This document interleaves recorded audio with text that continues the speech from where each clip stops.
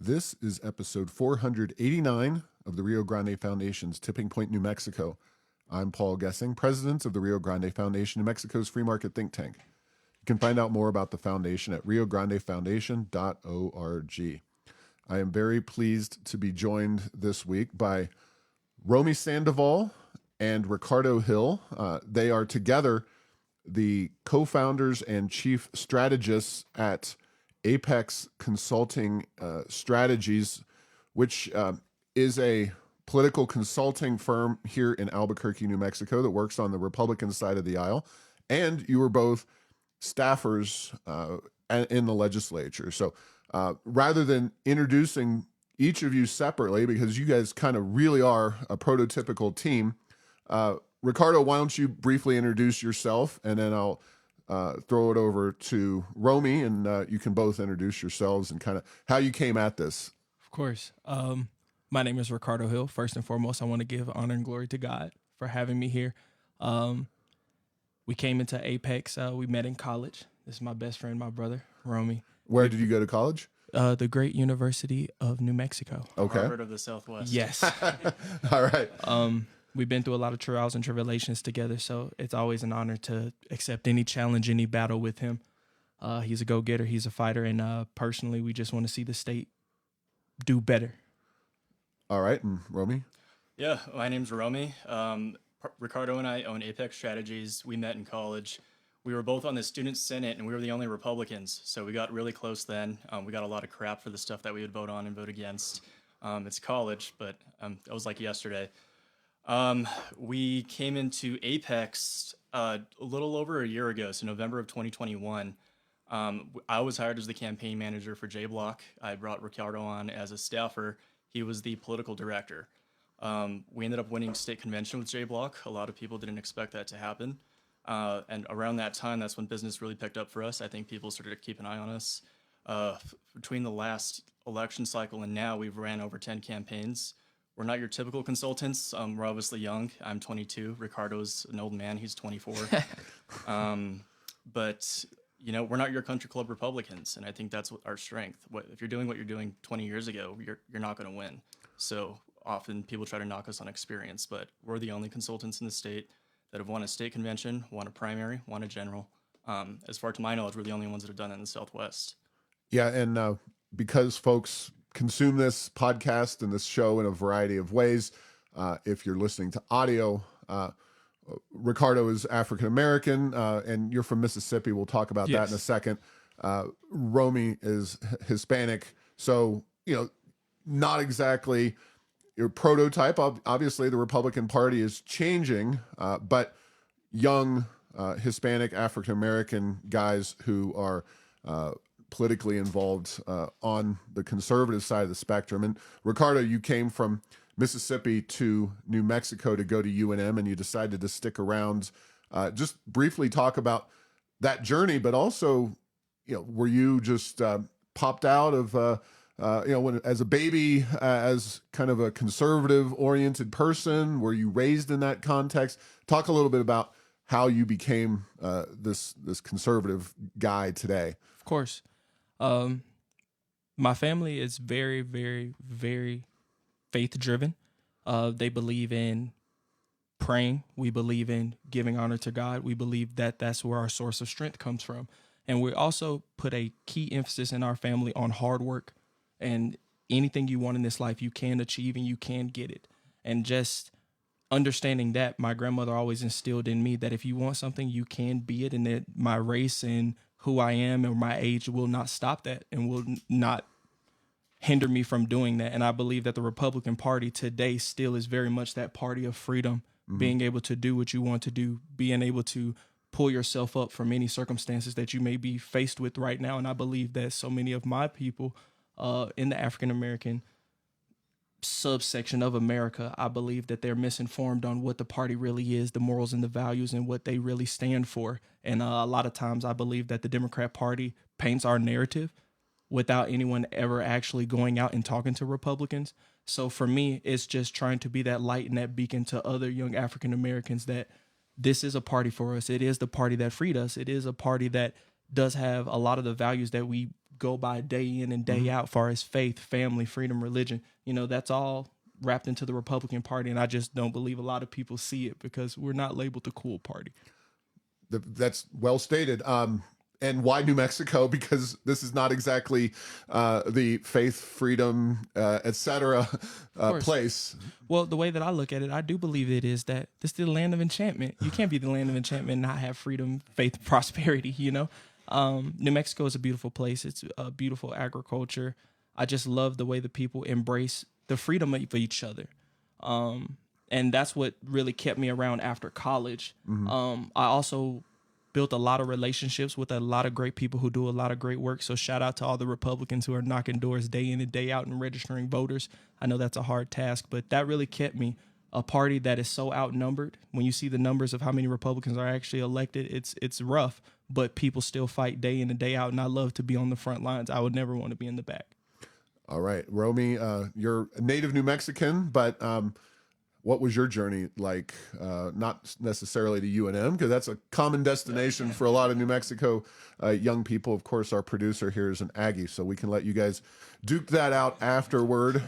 Now the football powerhouse Aggies and the Lobos managed to make the NIT this year, albeit in the first round. So, just talk about being a conservative young Hispanic. Are you from the Albuquerque area? What part of the state are you from originally? I was born in Gallup. My family came out here when I was about 3. I still have family out there. Originally come from the Tucumcari area. My great uncle, or some sort of great down the line, was Miguel Otero. So he was the territorial governor during the Civil War. Otero County, of course. Otero right? County is named after us. Yep. So I became a Republican, I think, around 2016 when Donald Trump started to get in the headlines a lot. Maybe beforehand, 2014. The first clip I saw of him was the one with the Mexicans not sending their best people. But I just took note of how they were just trying to crucify this guy. So I think I started watching a lot of Ben Shapiro, those kind of guys, stumbled into them. That only got solidified when I got to college. So everything I would see that Ben Shapiro would tell me would happen or Donald Trump would tell me would happen when I got to the university, I saw it happening. So I became a solidified conservative in college, had to keep quiet, but I started involving myself with some local campaigns, county commissioners, worked my first U.S. Senate campaign in 2019, and since then I've just kept at it. And what specifically, UNM political science, was that your major? I was a political science student, yep. So I started pre-law, then I found out that UNM didn't have a pre-law program. So I had to switch over to political science. My goal was to always go to law school, so I didn't see myself doing campaigns. But politics and law are very different, and I just fell in love with campaigns. So this ended up being my career. And we got to know each other, both of you guys and myself, partially because, we're in the same physical building, but also, policy guys like myself and political consultants were kind of two ships passing in the night. We're definitely bipartisan, nonpartisan. You guys, by the nature of the beast, have to be partisan, and you're consulting oriented towards the Republican Party. And then now we're going to switch because you guys have a unique experience in the sense that you're doing the political campaigns, but you've also spent the last 60 days up in Santa Fe working for people who represent various areas of the state. So each of you had 2 representatives. Can you talk about the title of the job you held and then what that entails and just any other details of your day-to-day life as a staffer up in Santa Fe? So Romie, why don't you go first? So we were working as legislative aides in Santa Fe. So we each have 2 reps. I was assigned Tanya Mirabal Moya and Jimmy Mason. Essentially what we do is where are those guys, where are those people from? What are just broadly parameters of their districts? Representative Mirabal Moya is out of the Los Lunas area, and Representative Mason is Artesia. Because they're both freshmen. They're both freshmen. Right. Yep. So essentially, we just got their bills ready for committee. Occasionally, we would do analyses for the representatives. So that's what they would use to kind of just get briefed on the bill, give them some talking points. Rico, you want to touch on anything else we did? Well, Rico, who were your people? I was Representative Andrea Reeb, and I was also in the office with Representative Gail Armstrong. Okay. Reeb is relatively freshman. new. Yes, she is a freshman, and she is from District 64, if I am correct. And then Representative Gail Armstrong has the biggest district in the whole United States, I believe. Yeah, she's Socorro, yeah, Curry, yeah. And Reeb though, what 64? What general part of the state are we talking about? Clovis. Clovis area. Clovis. Okay, that's a big district too. Yes. So you're working for these Republican legislators, and you know it's one of the things that was discussed in the legislature is to change the way the legislature works. But kind of surprising to a lot of folks, those bills didn't pass. So the system that's in place currently is going to be in place for at least one more session. You know, we never know. So talk about, like, did you guys reach out to somebody and ask, hey, can we work? Did somebody call you? What is that process like? Because it's always fascinating to me doing New Mexico politics is you have to have, principled, fairly on the same wavelength as the legislators that you're working with. You have to be kind of a free agent available at that time to just spend 60 days doing super intense work. How did they find you or you find them, and what was that process like? Of course. So initially, Ryan Hadeen, he's over like the bringing in and out. He's the chief of staff down there or up there in Santa Fe. Yep. And he reached out after Representative Tanya Marable Moya got elected. That was our candidate that we were really helping during the election process. And we sat down, we did interviews, and then from there he would send out, yes, you have been selected to come help. I wouldn't say that there's anything that you need to be specifically on. Republicans, there's every shade, some are pink, some are deep red. So it was very fun to see that different perspective of a bunch of individuals, but we all share that umbrella. So you're talking about the staffers? Yes, Okay. legislative assistants, yes. Yeah. And Romie, any insights into that whole process? Just to, if somebody is listening to this and they're thinking, God, I really want to dedicate 30 days of my life to being in Santa Fe next session. That sounds fun.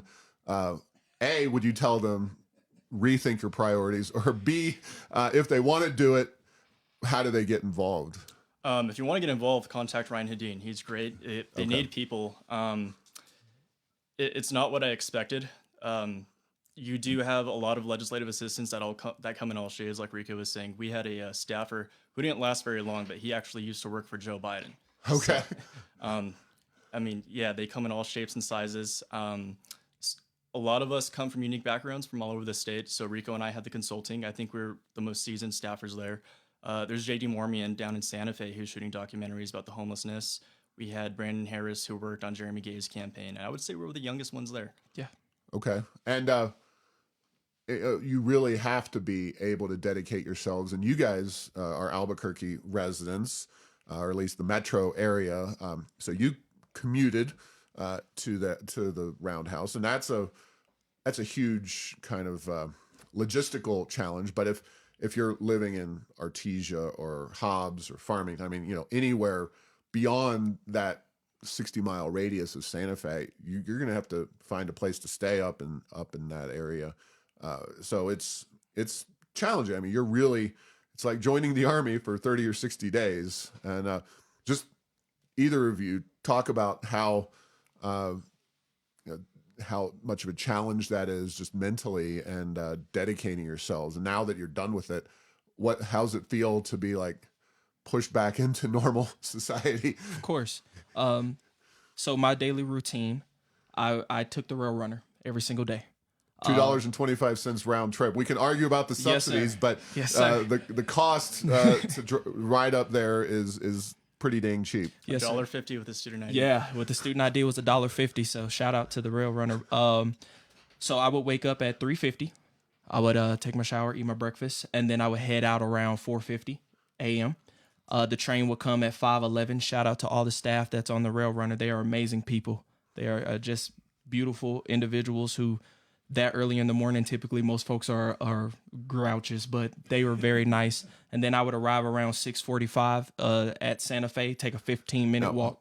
real quick, I got to ask, Yes. are you one of those people who can sleep anywhere? Like, could you sleep on the train? Did you sleep on the train? Yes, sir. There's Okay. many a days that maybe a homeless person and the staffers on the train were the only people protecting my stuff. So Okay. I was knocked out, but I thank God for that. And I would get to the Capitol. Shout out to all the Capitol police, the Capitol security. They're there all day, all night. When I say all day, all night, I mean you can find them in there. They really keep that thing running. I don't think they get enough thanks for what they do. But I would come in, I would clock in, and then the representatives start trickling in around. Depending on how late they stayed or how early their committees are, you can typically catch them in there at like 7. Okay. And then you took the train home at night. Yes, sir, I did. Talk briefly about that, because I'm impressed with your logistics. You're young guy. I want to fast forward 15, 20 years and see if you still got that. Yes, sir. That stamina. So around 5 o'clock is when we would. That's like we're done for the day, but you're never done when you're done. So around 5:15, I'll be rushing out of there to catch the 5:30 train. And when I say it leaves at 5:30, it is pulling. It is moving at 5:29. Yep. So I would get on there and then I would ride through, and I just would see in the beginning, before the time sped up, it was dark. I didn't see anything, but I really did get to capture some of the views. So if anyone hasn't ride or taken advantage of the Rail Runner, please do. It's beautiful. You get to see the state in a different lens for $1 to $2. So I would make it home at about 7:30. Then I would go home, and then me and Romie would typically call and plan and prepare for anything that's going on as far as our business and other campaigns that are going on around the state. And Romie, I noticed that Ricardo did not say that you were on the train with him. So what did your briefly entail? We're polar opposites. I hate that train. I refuse to ride it. So I would wake up at 5 a.m. and drive every day, filling my gas tank about 3 or 4 times a week. About a 2-hour drive. Traffic is rough at that hour in the morning and going home. I would get to the Capitol about 8:30. So Rico was there 2 hours before me doing his thing. That is typically around the time that the representatives roll in. They go to committee about 8:30 or 9. Those are the earlier ones, and then we'll have a committee that rolls around about 1:30. A lot of the other staffers there are retired, so people from let's say Artesia or Las Cruces, they would actually just rent a hotel there. So everything they were making in the Capitol would just go to pay for the hotel room. They were really giving their time to be there. All right. Well, so let's talk about some of the actual things that went on.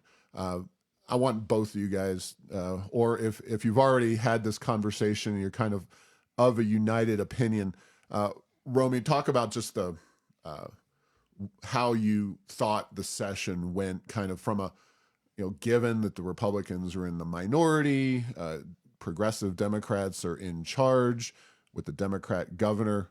Like, what did you expect from the session from a policy point of view? And did it fulfill your expectations? Did anything happen or not happen that you thought, you were surprised by? Yeah, it was new to me. I had a lot of expectations going in that were entirely wrong. So you mentioned, Paul, we are in the minority. There's 70 representatives. We have 25 Republicans and 45 Democrats. So a lot of the bills that we want to put forward are killed immediately in committee. Any bill that we want to kill, we have a hard time doing. I mean, it has to be just a really bad bill. For instance, there was the paid sick leave bill. That was killed. I think a lot of Democrats, they had votes hanging on that. They don't want to lose donors, so if they voted for that, they'd lose. I was kind of disappointed with the direction that leadership was going.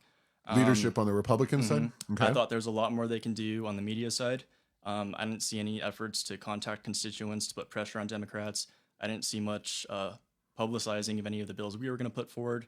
You and I talked about this before. I wish we would have had a package going in, right? Like, this is our agenda. This is what Republicans are going to do, and do everything we can to get that out there and make sure people know about it. Yeah, I totally agree, and I'll talk about that in a second. But Ricardo, any thoughts or Of course. differences of opinion there? No, Romie really hit it on the head. There's not much you can say when you're just so badly in the minority. Republicans there, they're trying their best, and like I said, the numbers just aren't in our favor. So a lot of the bills and things like that, the constituents will call and say, "Are they gonna what are they gonna do?" And I'm like, they're doing what they can, which is just a vote no.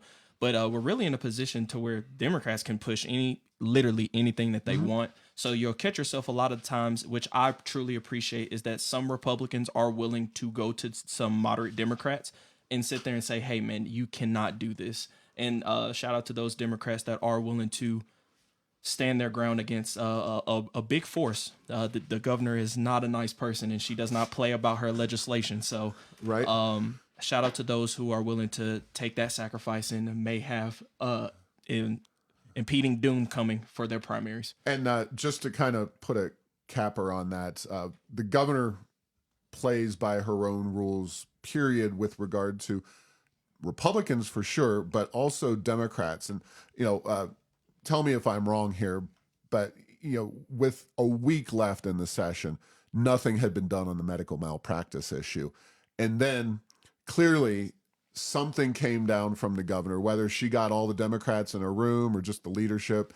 And she said, I am not going to be the governor that loses all the doctors in New Mexico.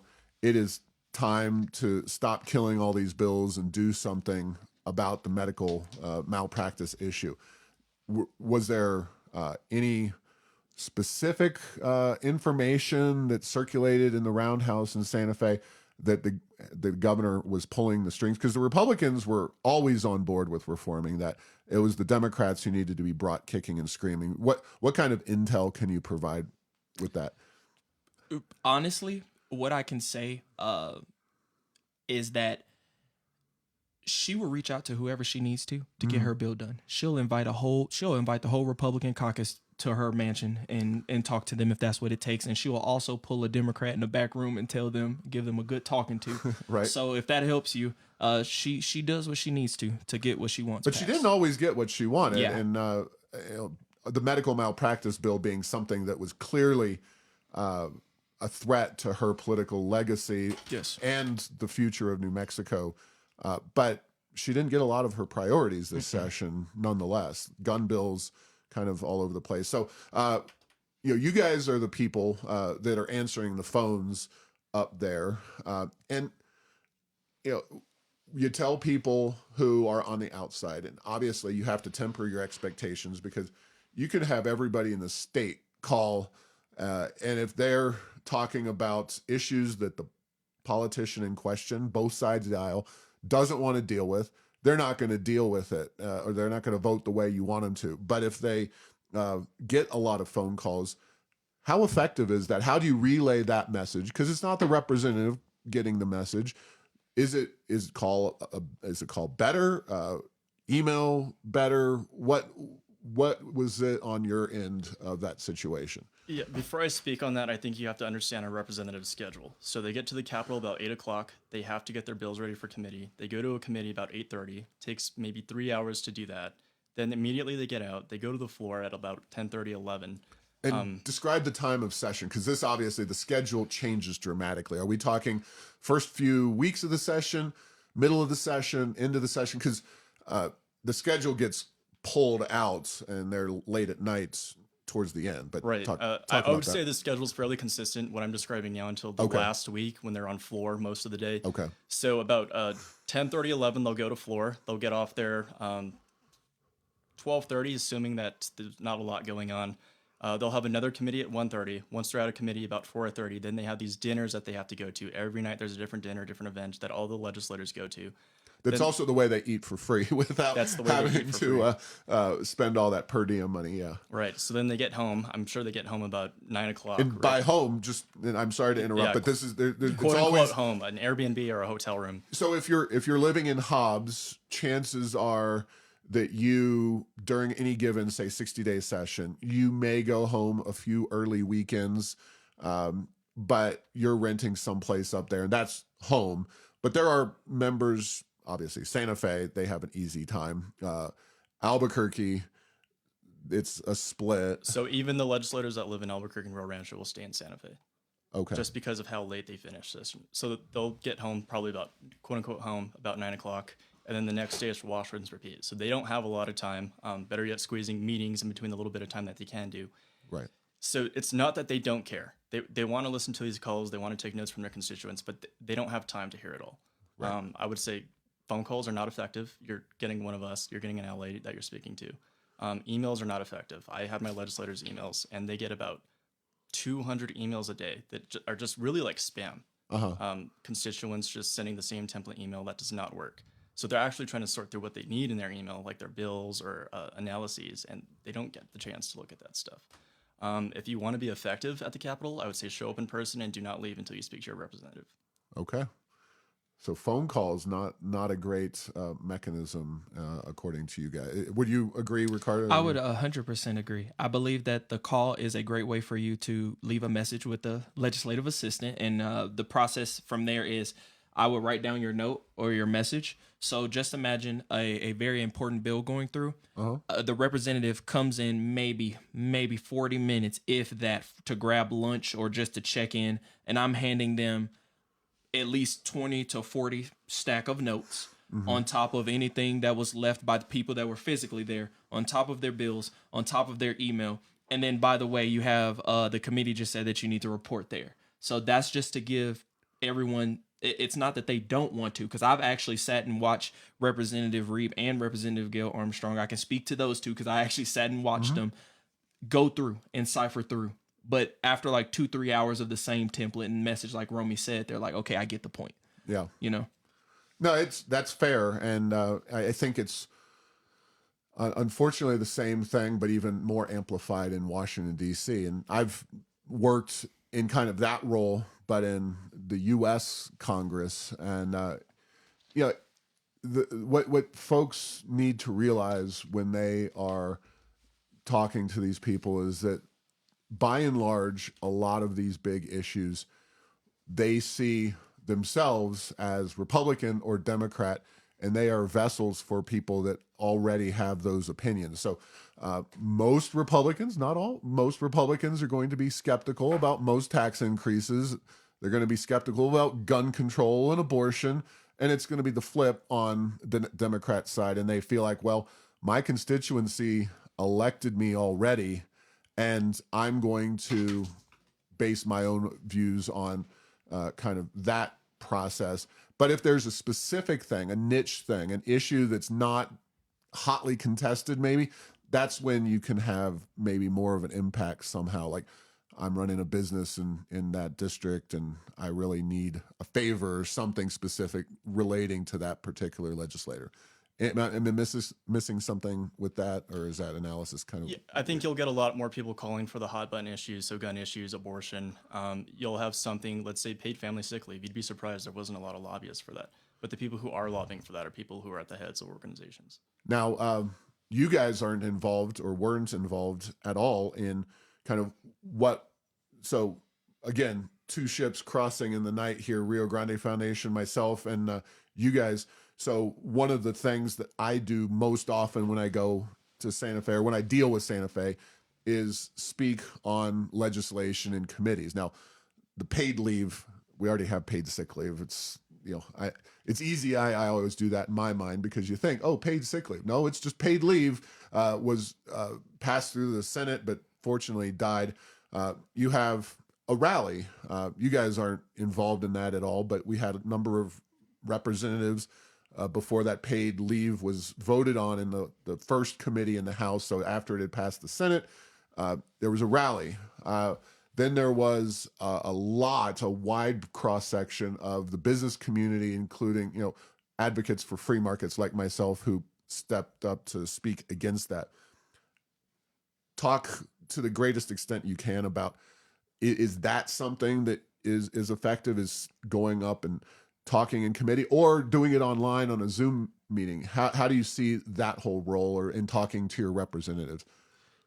I believe that is one of the most powerful ways you can get a message across, because it's recorded and it's there forever. And if you have hundreds of people waiting to talk to a committee, first off, the chair is going to say, okay, like you're putting pressure on these Democrat majority committees. And I think that is a great way to get the point across on legislation that is really important to you, is by just constantly one after another, after another, after another. That's the best way to do it. Yeah, I mean, that's what I've always felt. And you have to go in knowing that in New Mexico, at least since 2015, 2016, when the House was Republican, and the governor at the time, of course, was Republican, that you're facing an uphill battle. But that's decided at the ballot box. Yes. Anything to add to that in terms of effectiveness of how people, constituents can engage with their elected officials? Absolutely. I think every politician looks at their social media. So if there's maybe one or two comments there on their post, they look at that and they see it and they think that everybody thinks that way. The same with organizing at a committee. If you have 10 or 15 people that show up in public comment in a politician's head, that's everybody. Fair enough. And, it's one of those things. On your sides, you guys have these representatives who had social media, and what kind of social media did they have? Were you given kind of a 360 view of that, or how did you see your members discussing or reacting to social media, and what did they have? Was it Twitter, Facebook? I mean, those are the two big ones. Was it Instagram or something else? So I'm not going to say who doesn't run their own social media, but not all candidates run their own social media. So, candidates or electeds? Electeds, Okay. excuse me. Yep. That's fair. So the House has a comms director. He's in charge of doing all the communications for the party. We ran our own candidates' social medias. There was a couple of them that we'd work on.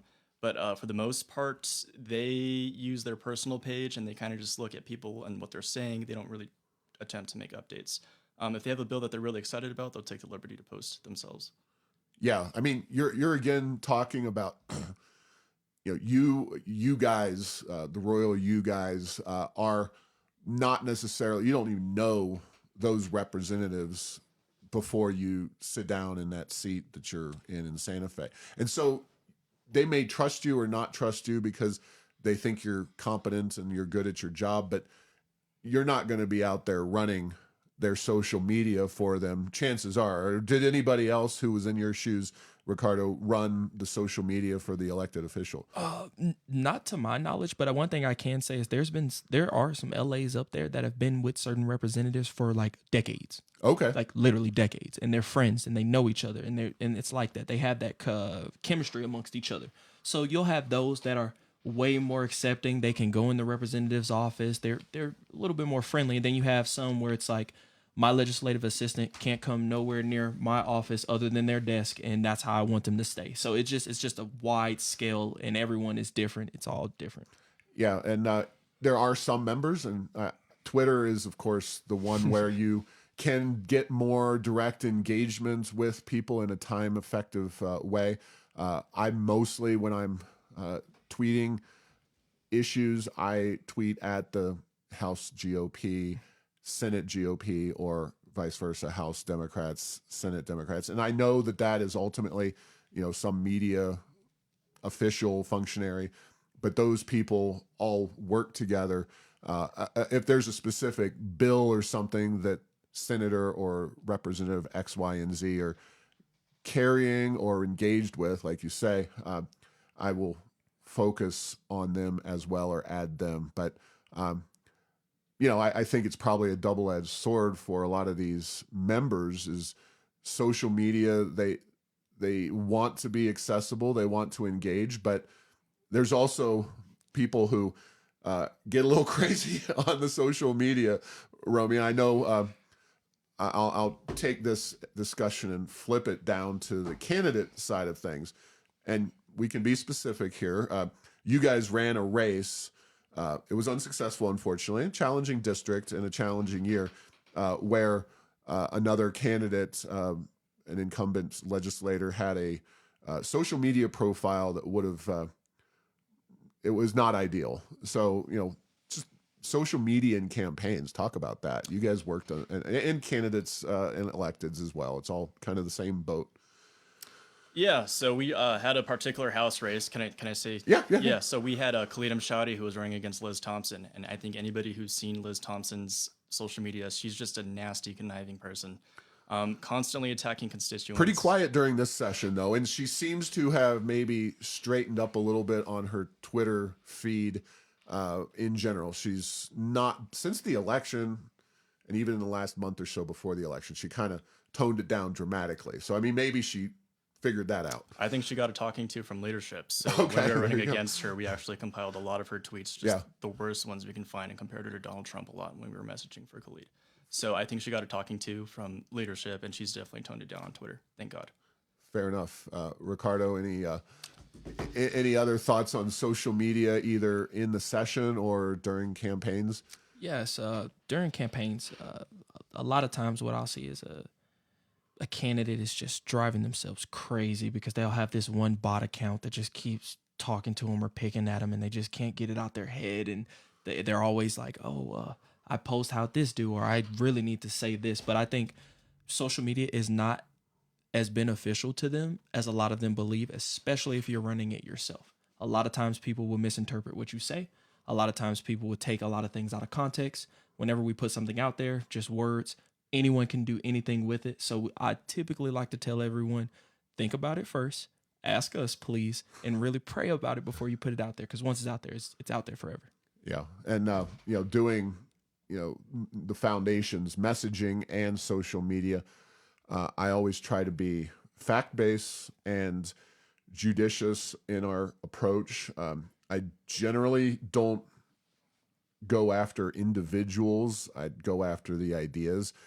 Liz Thompson was somebody who definitely opened herself up to people who, when she would, and she did this, she was tweeting about Ron Death Santis when Florida was dealing with a spike in COVID and they were relatively open, and Liz Thompson was just, pinging at him that he was doing such a terrible job. So a few months later, when New Mexico was back in the mix and had a high peak and Florida was down, and ultimately Florida outperformed us on COVID, I reminded Liz Thompson of that. And unfortunately, the voters in New Mexico did not decide that Liz Thompson was unfit for office, because by any rightful standard, I think that's the case. But unfortunately, we only have a few minutes to go, and I want to real quick transition, because I want you to put, we kind of moved the discussion back to the campaign sphere, but I want to give you guys a chance to talk about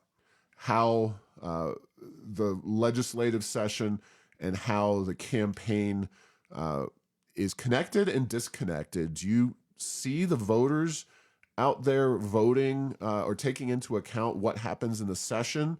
Or do you think these are like almost two separate worlds where it's not really how they vote or interact in Santa Fe, it's other extraneous issues? And I'll give you that. Yeah, Paul, unfortunately, I don't think voters care. So there's a statistic out there that only 1 in 3 Americans can name all 3 branches of government. It's true. I dare you to test that with your group of friends. My group of friends. Your group of friends might be an average. Yeah. Keep in mind, we care a lot more than the average person. But Right. You see Democrats and Republicans campaign on these issues like abortion, crime, the hot button issues that get people to the polls, and they do nothing about it during the legislative session. And I think it's our job as people who care to put that out there. I mean, if we're not telling people what's going on, they're not going to care. I guarantee you, majority of New Mexicans don't even know who their state representative is. So the unfortunate part is a lot of this does come down to campaigning and getting people riled up with what we call red meat. I mean, the exciting issues, the wedge issues, which is actually why I think we lost this last election. But that's what drives people to the polls, and that's what they care about. Ricardo, anything to add to that? Or No, Romie really hit it on the head. They are two different worlds in some aspects, and in some they are very similar. Your tasks and your duties are very different. Some people would rather go knock doors than sit through a 3-hour committee or be on the floor for 3 hours. But that's where a lot of the work is done, in which I call the trenches, which is that House floor late at night when they're pushing bills down your throat and you standing up and debating for 3 hours, which we do have some strong Republicans that will do that. And shout out to them. Yeah. And, just real quick, I know we talked privately a while back about some kind of, the contract with America thing has been around now for 30 years, practically. That was 94.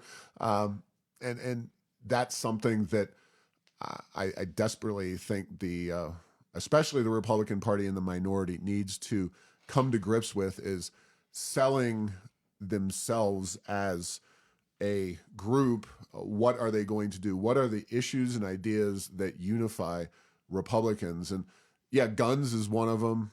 pro-life is another, and those are hot button issues. But having a more comprehensive approach, because the messaging coming out of just the Republican side is, you just wonder, like, what do these people even talk to each other about, say, the tax bill that finally passed? No, Paul, they don't talk to each other, and that's a huge issue. I think Republicans in the state are on a different page. We need to get behind an agenda, and unfortunately, we are defined by our candidates. I think we need to start finding better candidates and decide who we want to put front and center for the public to look at. All right. Well, I really appreciate your guys' time. Ricardo, how can people, if they want to get in touch with you, or if you want them to get in touch with you, how can they find you? Of course. Your website or any other, social media, whatever you want to give out. Feel free to do that right now. Of course. You can reach out to us. Is it okay if I put my personal? Whatever you want to do. My contact is 702-403-8336. You can contact me at any time. I love talking politics. I love to be in the trenches. Love building the ward. You can personally get me there. Romie. Yeah, our website's apexconsultingagency.com. We're on Facebook, Apex Strategies, Twitter, strategies_Apex. All right. Well, Ricardo, now you just opened yourself up to 4:30 a.m. phone calls. Of course, here, I'm up. I'm up. You're up time. already, just talking some politics at 4:30 a.m. Liz Thompson's gonna have some words. Bring it on. All right.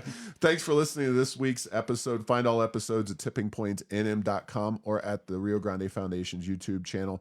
Subscribe to this show at Apple, Stitcher, or have your Google Home play Tipping Point New Mexico. Thanks to Path 3 Marketing for producing this show.